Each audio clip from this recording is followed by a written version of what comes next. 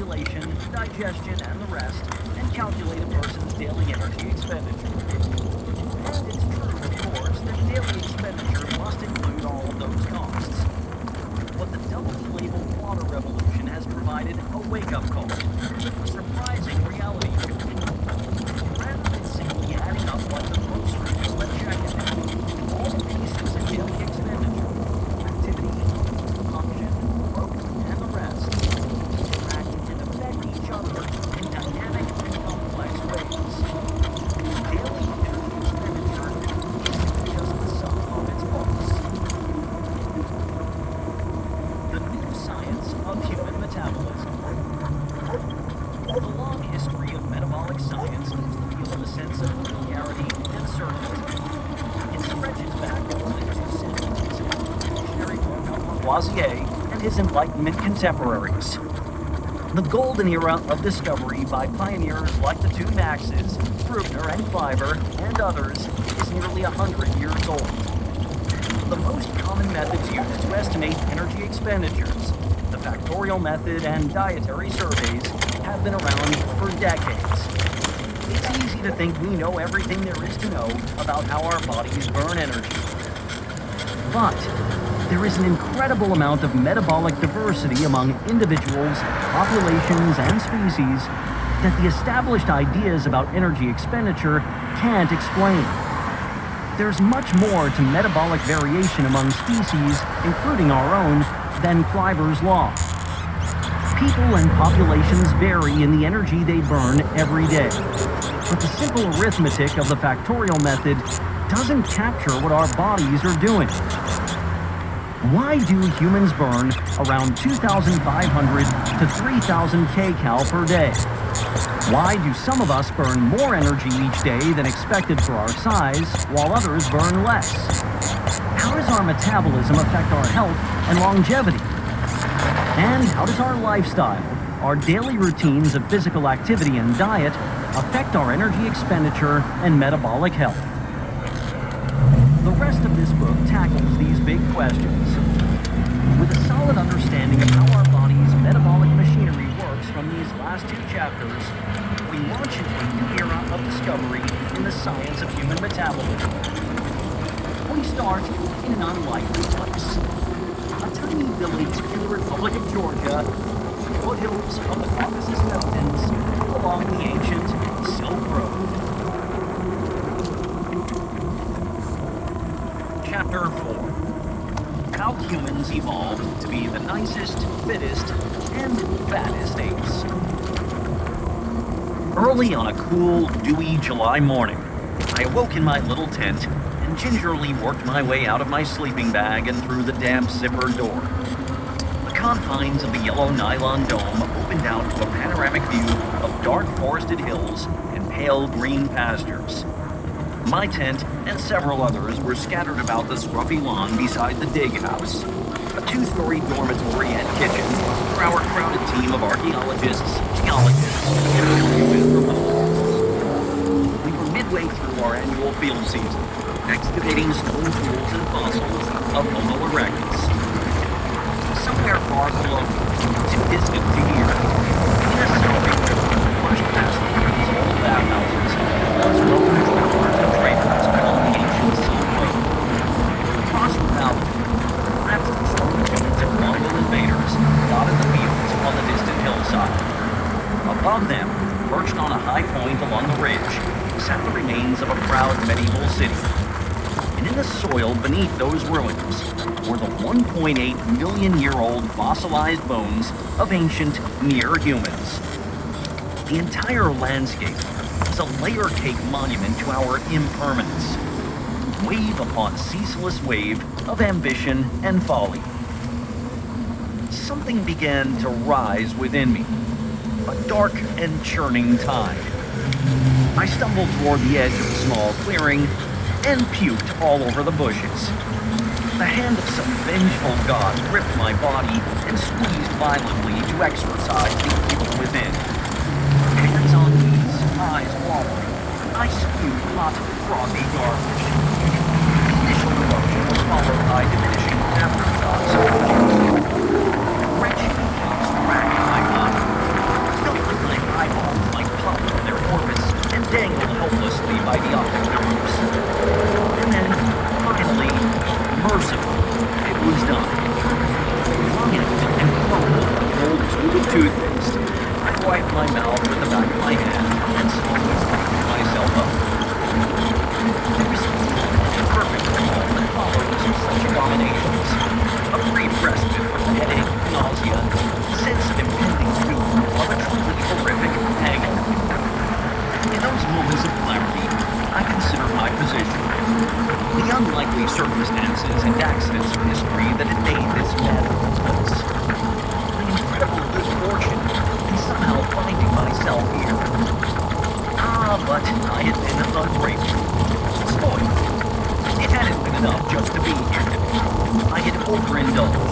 letting the first glass of wine at last night's dinner turn into a drunken party under the stars.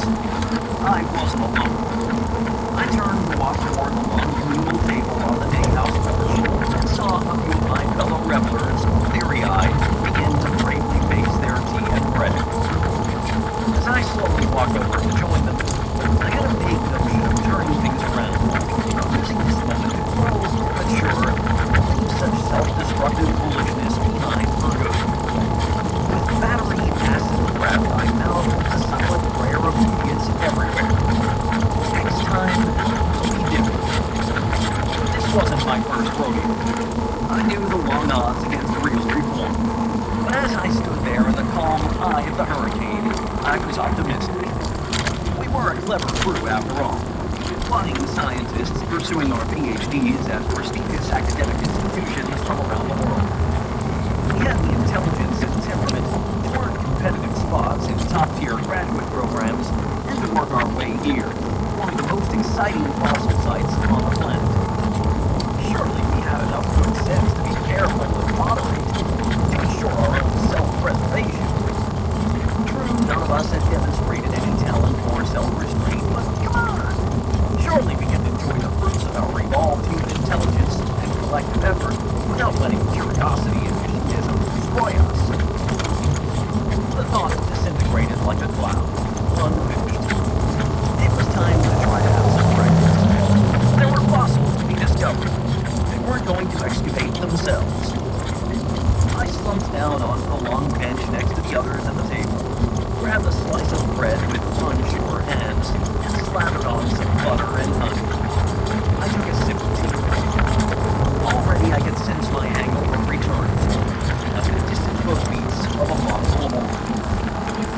It was my annual pilgrimage to the lower paleolithic site of Monesi in the Republic of Georgia. Every summer during grad school, I'd take a break from treadmills and metabolism, make the trek out to the tiny farming village of Tarad Monesi in the foothills of the Caucasus Mountains. Month-long detours from thesis work aren't exactly recommended for success in grad school, but it was too interesting and too fun to miss.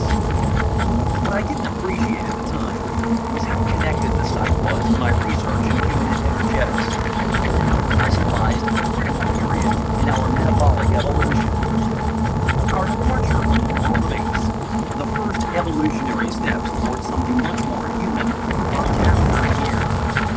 The secret sauce that made it all work were changes in the way we acquired food and burned calories. Changes we're still grappling with today. An unlikely place. Monesi is an unassuming location for one of the most important sites in human evolution. All the other hominid fossil sites from this period, around 2 million years ago, are found lying around Lapland, East and Southern Africa, familiar to anyone who's ever come through National Geographic. Olduvai Gorge, the Great Rift Valley, the cave sites of South Africa. Monesi, in stark contrast, is green and leafy. Georgia, a gorgeous and proud country with rich history, is distant and obscure to most people outside the region. Yet its geography is precisely what makes Monesi so important. The human lineage split from that of chimpanzees and bonobos roughly 7 million years ago. Figure 4.1 available in the bonus PDF. But for the first 5 million years, our ancestors remained in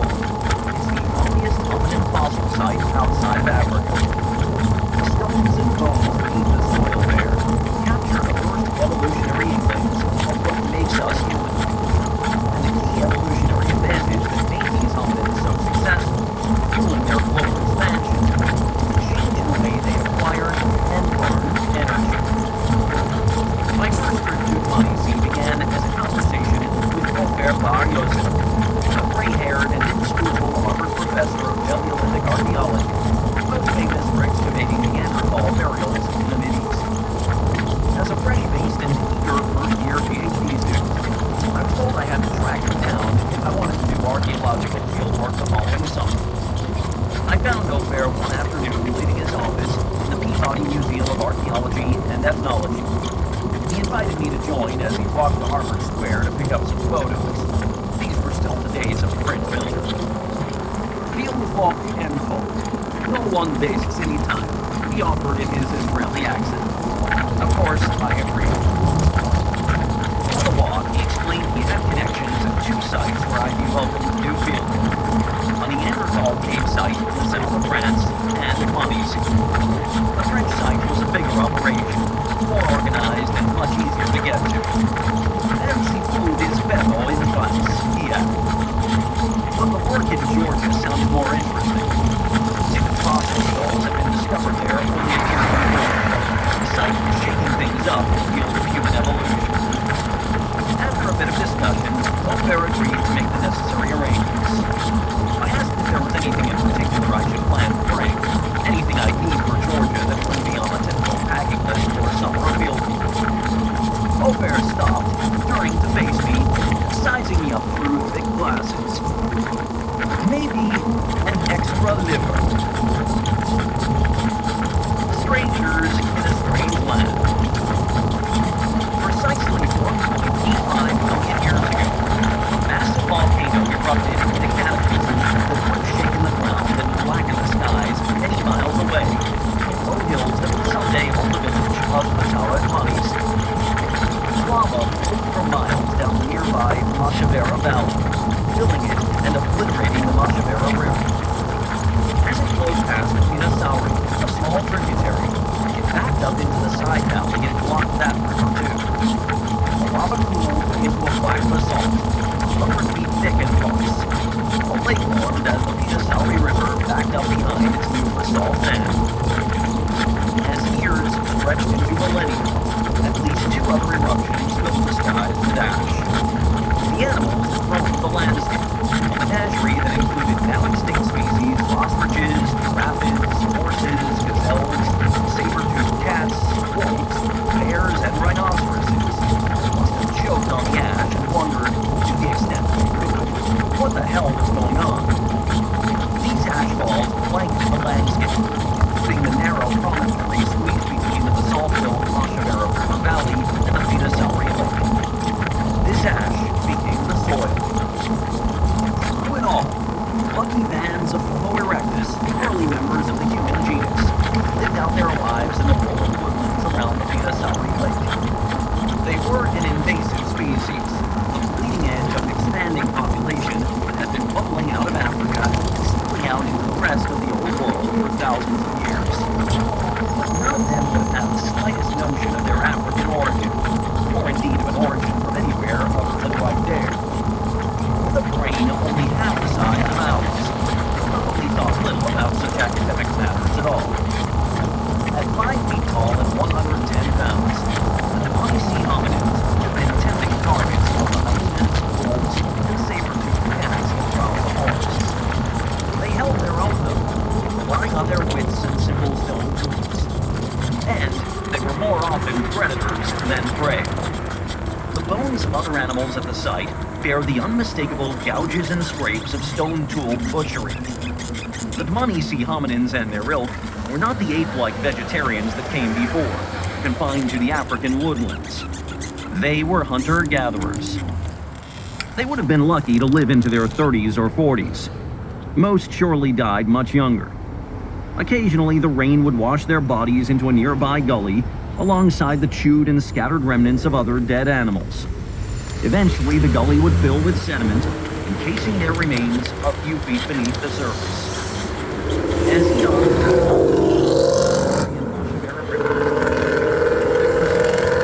claiming their valleys, leaving a thin spit of ridgeline once again perched between them.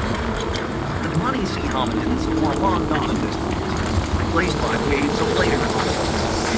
It's likely that later and larger body populations of Homo erectus inhabited the area, though we've yet to find their bones. Stone tools tell us that Neanderthals settled in a few miles down the valley about 40,000 years ago. Modern humans swept in sometime after that. In the early centuries of the Christian era, the stone church was built atop a promontory.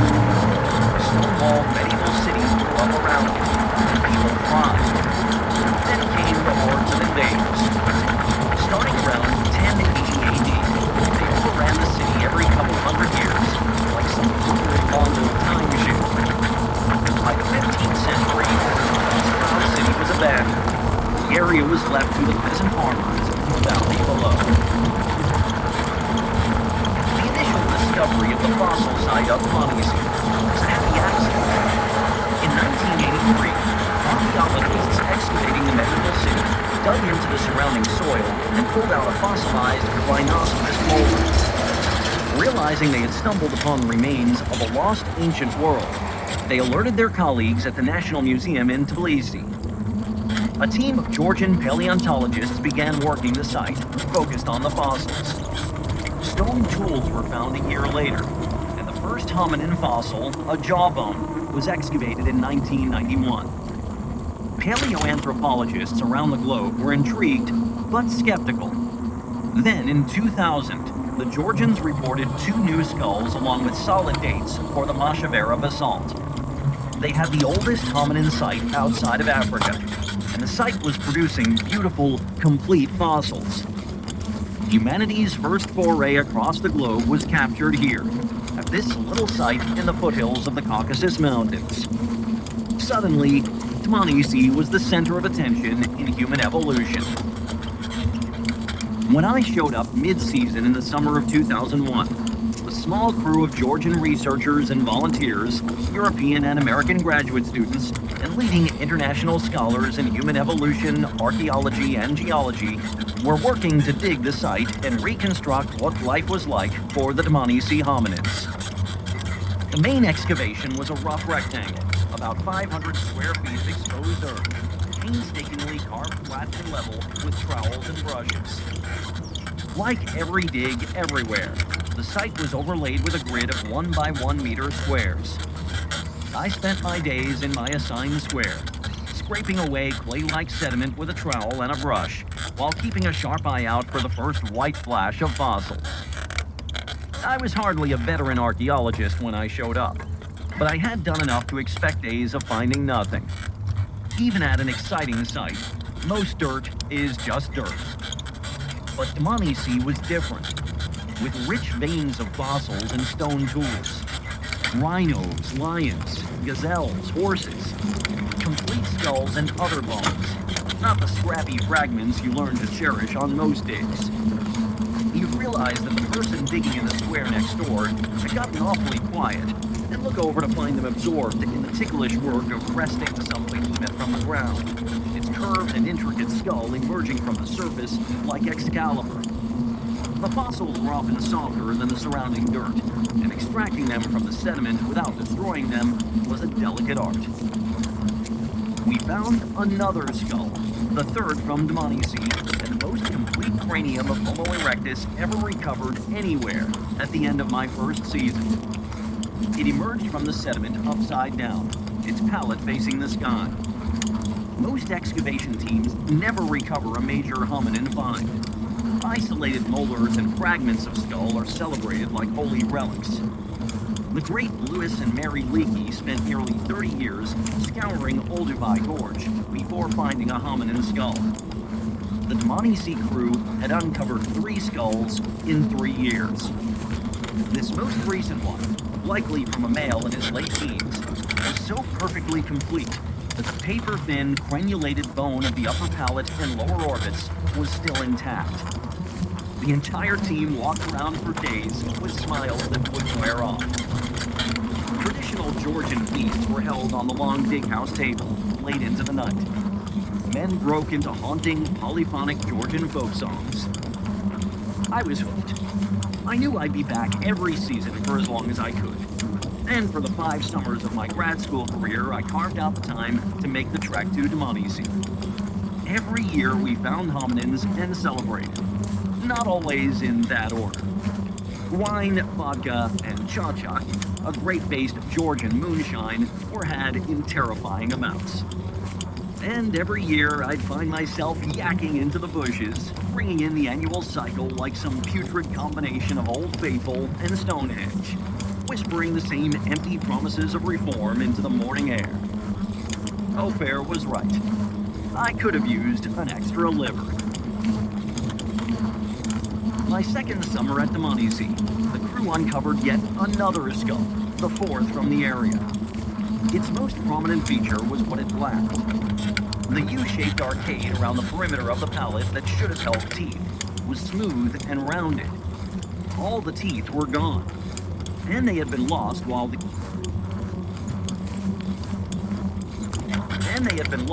the individual, probably a male in his late 30s or early 40s, was still very much alive, the sockets healing over and filling with bone. Whether from disease or advanced age, this poor guy had lost every tooth in his head and somehow managed to survive, choking down food with pulpy, painful gums while he recovered. The resorption of the tooth sockets was so advanced that he must have lived for years without teeth. The discovery raised an obvious question. How did he manage to survive? Wild plants and game are nearly all hard to chew. You need teeth. Few wild foods are easy to harvest, particularly if you're frail. How did he persist for so long? He owed his life, I believe, to the quintessential human adaptation, a trait that most sets us apart from our ape relatives. It's a behavior so ingrained that we rarely give it a second thought. Yet it revolutionized the human lineage, changing the way we get our food and altering the way our bodies burn energy. The Dmanisi hominins share. Selfish, lazy vegetarians. Humans are part of the ape family, a subset of the primate order of mammals. The primate bough of the mammalian family tree first emerged as a green twig roughly 65 million years ago, in the wake of the asteroid impact and massive extinction that wiped out the dinosaurs. The KT mass extinction event, as it's known, left vacant landscapes into which primates and other mammalian groups bloomed. Early primates were scrappy, squirrel-sized animals who made their home in the trees. Like primates today, including us, they had dexterous, grasping hands tipped with fingernails instead of claws. One persuasive theory of primate origins is that early primates co-evolved with flowering plants, which also got their evolutionary start after the dinosaur extinction. In this scenario, primates adapted to eating fruits of these plants, unintentionally providing them with a means of dispersing their seeds throughout the forest in their poop. Plants with more attractive, that is, more energy-rich fruits, were dispersed more effectively and had better reproductive success. An evolutionary partnership was formed, with plants selected to produce fleshy, sugary fruits, and primates adapted to seek them out and eat them. But we owe more than our hands and love of sugary fruits to these distant ancestors. As was discussed in Chapter 1, my colleagues and I discovered that primates burn only half as many calories as other mammals. It's so widespread throughout primates today that this metabolic shift must have occurred very early, at the base of the primate radiation. These early primates were playing the long game. Reduced daily energy expenditure meant slower growth and reproduction, but also longer lives. Rather than concentrating all their reproductive effort over a few short years, where a bad year could wipe out most of your fragile offspring, primates had longer reproductive careers that lowered the consequences of encountering a poor season or two. Slower growth also meant more time for learning during development, with more opportunities for innovation and creativity. As I write this, I'm sitting across the kitchen table from my 4-year-old daughter, who is dexterously eating her cereal and apple slices while chatting about preschool and the years of school ahead. Our modern human lives have very deep roots. The primate metabolic strategy was incredibly successful.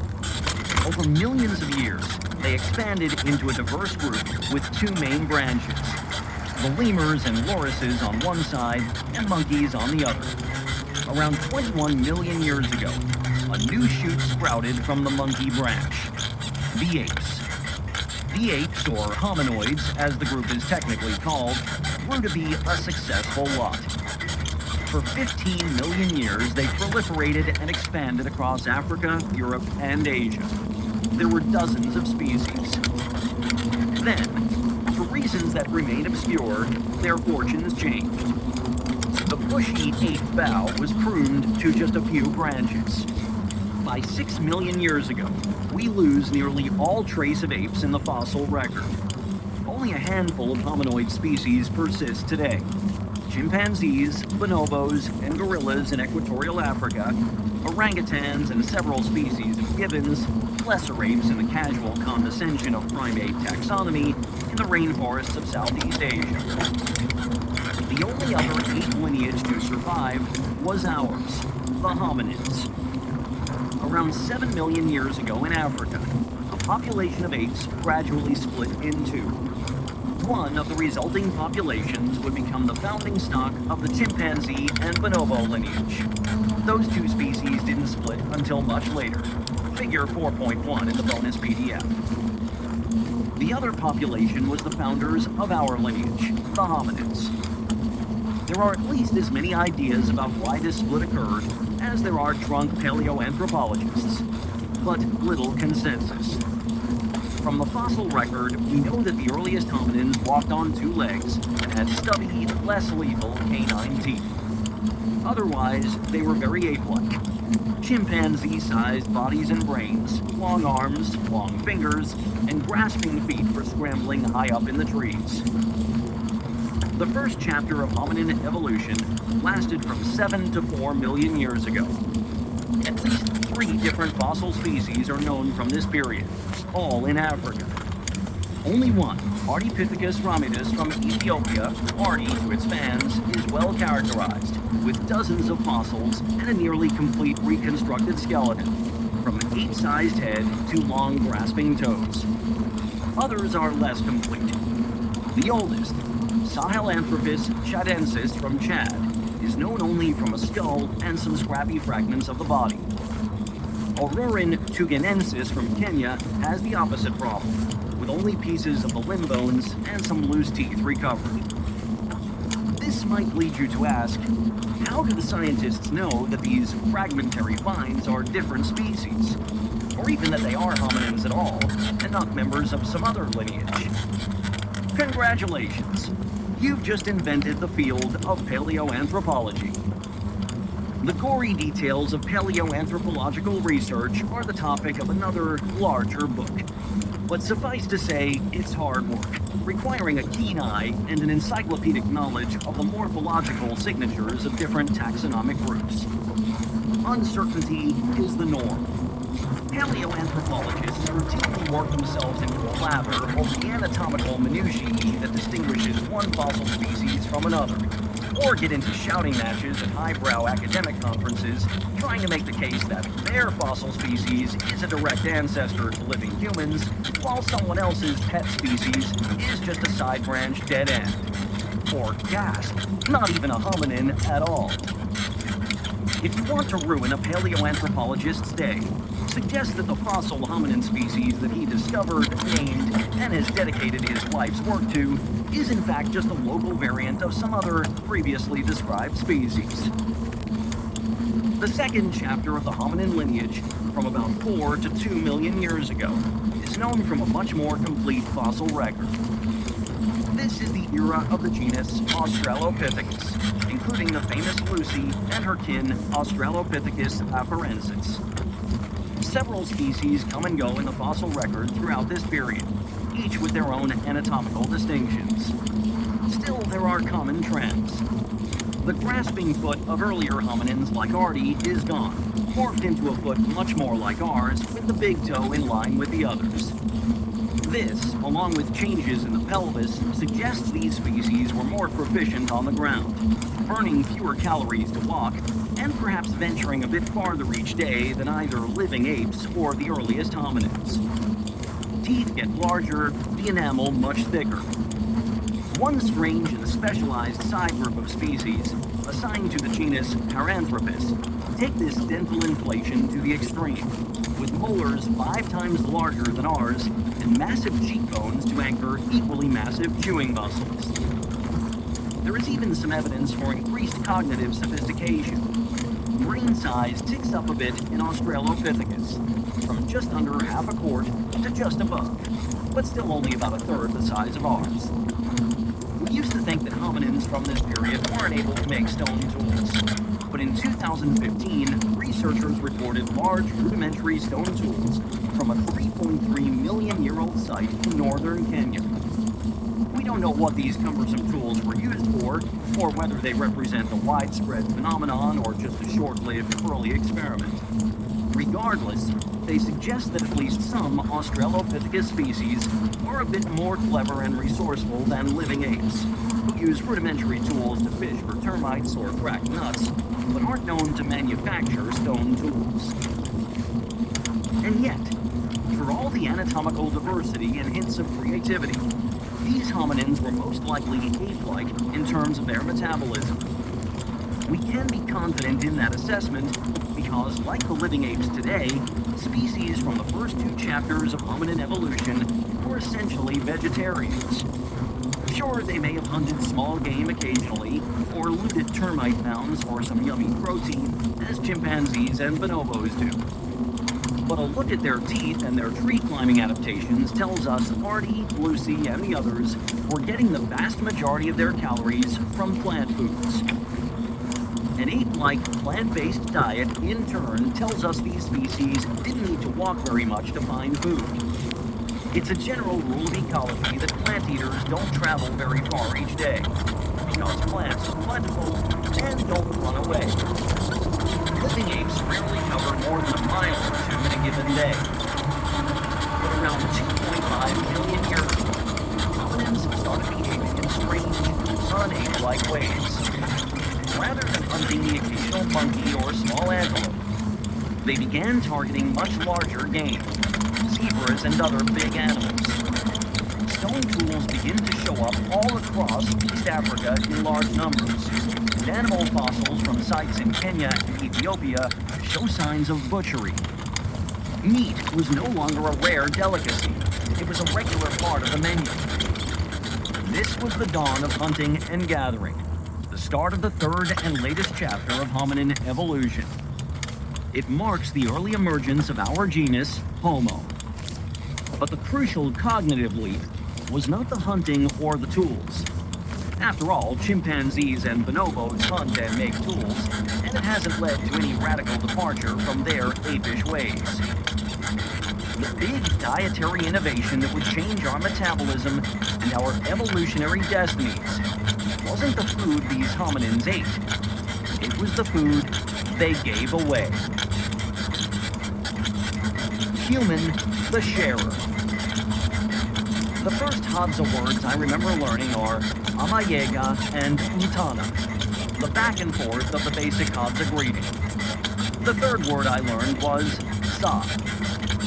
I'm not sure when I first noticed it. My first trip to the Hadza was a flood of new sights and sounds. The early days are a bit blurred in my memory. If you've ever spent time in a foreign city where you didn't speak the language, at a cafe or park, you know how the voices around you can form a sort of abstract sonic tapestry, rich in feeling, but devoid of meaning. But at some point, my mind caught on to a repeated, simple command. Za. Soon I was noticing it everywhere. Two kids hanging out eating a snack, za. Grandma feeding berries to her grandson, za. A man bumming honey from a friend, za. I asked Brian what it meant, so it should have been obvious. Za means give. What I couldn't understand was why there was no counterpart. Nothing was ever said in return. The item in question was simply handed over. Where were all the extras I grew up with? The magic words, please, thank you, you're welcome. To my utter disbelief, I learned that they didn't really have them. They have the concepts, of course. There are Hadza words for requesting help and for expressing gratitude. But the please and thank you drilled into kids across the Western world is absent from the small-scale exchanges that dominate the day. What kind of language doesn't have the magic words? The more I saw, the more I understood. Giving, sharing, simple nicety among the Hadza. It's the rule. Just like you don't go around saying, thank you for not spitting in my face to everyone who doesn't spit in your face, the Hadza don't bother saying please and thank you for sharing. It would imply that the person is doing something beyond simply living up to the societal contract. You need the magic words, only if there is a chance the other person might reasonably refuse. To be Hadza is to give. Everyone shares with everyone. All you have to say is something. In the 1950s and 60s, researchers in human evolution, nearly all men, it's worth noting, began synthesizing data from the fossil record, field studies of living primates, and ethnographic research in hunter-gatherer populations. It was an exciting time for the industry. What makes us human? These fields were started but enough work had been done in our fossil field. Beyond mere speculation of previous generations, and even synthesizing realistic evidence-based tools of our evolutionary past.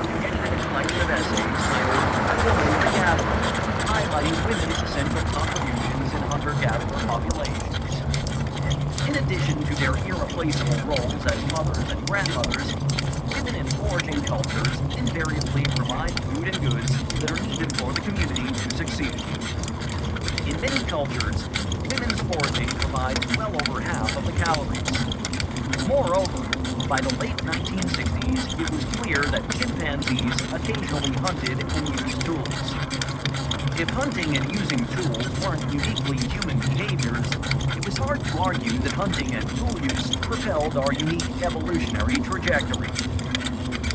Frankly, I think that focusing solely on men's or women's contributions misses the crucial point.